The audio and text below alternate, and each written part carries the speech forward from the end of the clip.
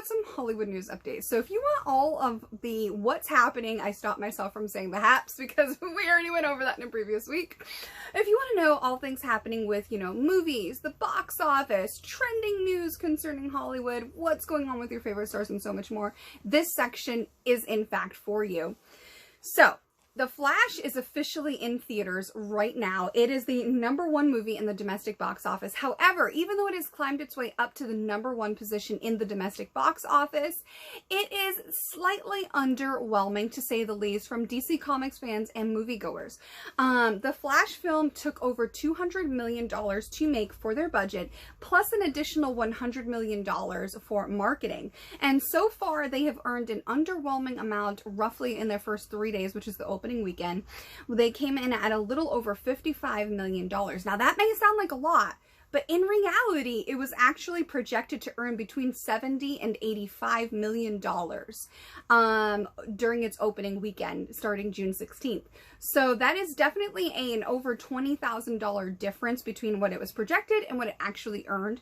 And it is worth to note that it actually took in less money than the debut opening box office weekend for Black Adam, which also underperformed. So hopefully it goes up from here, because the Flash film starring Ezra Miller is actually supposed to do a complete reset of the DC universe, the DCU. This is where we're going to see the brand new plan implemented by the co-CEOs of DC Comics, Peter Safran and James Gunn. So hopefully the news turns around from here, but that is the latest in what you want to know for the domestic box office, as well as the Flash film. The first 3 movies in the domestic box office right now, the top 3 are The Flash with $55+ million. Coming in at #2 is Elemental by Disney with a roughly $29+ million. And rounding out #3 in its multiple weeks at the box office is Spider-Man Across the Spider-Verse, coming in at a little over $27 million. Johnny Depp is back in the news, and I absolutely love this for him. I think this is one of the few times that we're actually going to say thank you, Amber Heard. I have always been team Johnny Depp, and the fact that he was able to, you know, stick up for himself when it came to Disney and everything else, I love that for him. With this news, I think it's even more boss. So what am I talking about? Here it is. Johnny Depp is apparently donating all of the money he received in the settlement from Amber Heard. This totals roughly $1 million, to which he is going to split up amongst 5 charities equally that he believes in. So the charities are going to, 5 charities are going to receive $200,000 each, and the charity themes are different or nonprofit organizations that range from helping sick and underprivileged children, to saving certain aspects of ecosystems and environments, to even disenfranchised communities. So I love this for him. I think this is one of the only times we'll probably ever say thank you, Amber Heard. Am I right? Let me know. Moving right along, IGN recently rated the top 15 films of Keanu Reeves. Now, you guys know I'm a huge Keanu Reeves fan, all about it. I think the world would be a better place if more people, you know, kind of embodied the vibe of Keanu Reeves. But hey, there can only be one of him, so we can only do our best as mere mortals, right? With that being said, though, I have some questions about this top 15 list. I think there is some shade and some hate, but I want to hear from you. So check out the top 15 film from IGN as they rated the top 15 films of Keanu Reeves, and then let me know if you felt some of the shade that I did. Here we go. Coming in at #15 is The Devil's Advocate. #14, Constantine. #13, The Matrix Reloaded. #12, Bill and Ted Face the Music. #11, Parenthood. #10, Always Be My Maybe. #9, Toy Story 4. #8, Bram Stoker's Dracula. #7, River's Edge. #6, Point Break. #5, My Own Private Idaho. #4, John Wick. #3, Bill and Ted's Excellent Adventure. #2, Speed. Yes. And then, of course, coming in at #1 as the top rated movie of Keanu Reeves, it's The Matrix. I have some questions here. I say that a lot on this podcast, but this one I do mean it. I have questions. #1, how did you rate Toy Story at #9, but Constantine and The Devil's Advocate at 14 and 15? Were you guys watching the same movies that I was? Because I love Toy Story. Do not get me wrong. That franchise is tops. However, I mean, The Devil's Advocate and Constantine, 14 and 15? What? Were you watching the same movies as I did? Shady. I'm calling it right now. Shady. Okay, and where's A Walk in the Clouds? I adore that movie. I adore that movie. And seriously, the shade at the John Wick franchise. How is John Wick 4 not on this list? I have questions. I have questions. Let me know. Do you agree with that list? How would you rate the top 15 films of Keanu Reeves? Let me know. Let me know. I love getting to interact with you guys. All right, moving right along. Marvel is officially citing delays to productions of 2 more of their projects. These are the latest casualties in the writers' strike, who are striking for fair pay for part of the Writers Guild. So the two productions that are currently now back on pause are Daredevil and Penguin. So hopefully this does not drastically affect the budget and then overall affect the quality of the shows. Hopefully the writers can feel appreciated and the projects can be absolutely phenomenal and we can all go back to enjoying just amazing content. Let's see. The director responsible, so we've got more DC Comics news here. We've got actually 2 more in regards to DC Comics. This will be cool.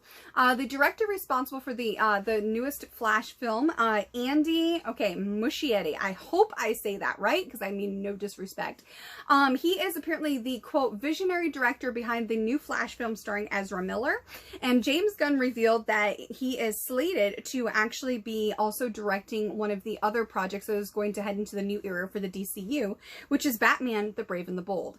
Apparently, Andy is just received wonderful, amazing praise by the co-CEOs of DC Comics, Peter Safran and James Gunn.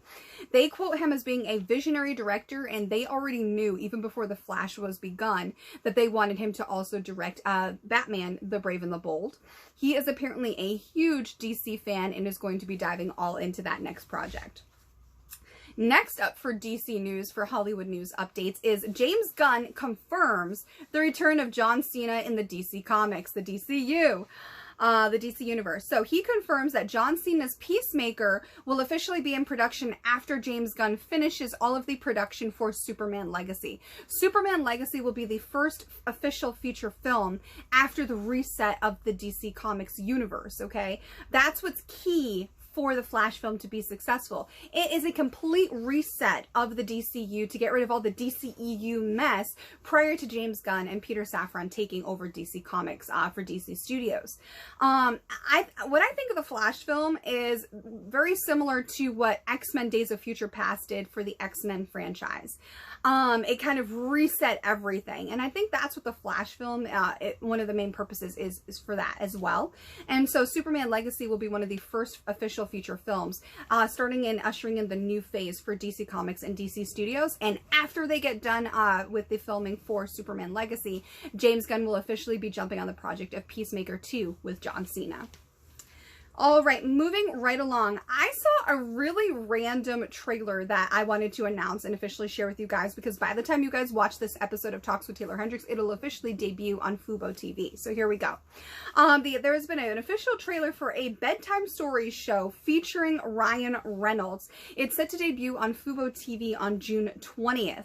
Now, this looks like, I don't know, it kind of reminded me of like Lamb Chops Sing Along meets like an actual bedtime story show. I thought there was going to be some creepy sort of like horror or sci-fi aspect to this, but I think they're going straight up wholesome bedtime stories.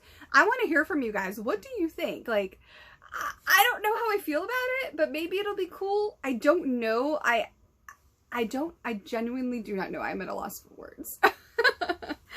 And last but not least for Hollywood news updates this week is Netflix. I don't know if this news was needed, but it was just so utterly random that I decided I had to share it with you guys. So apparently Netflix is going to be opening a restaurant. Yeah, you heard that right. A restaurant. They're opening up a pop-up restaurant in LA that will feature chefs from their shows Chef's Table and Nailed It. When more news comes out about this, I will let you guys know, but this was just so so completely random, almost as random as Bedtime Stories starring Ryan Reynolds on Fubo TV.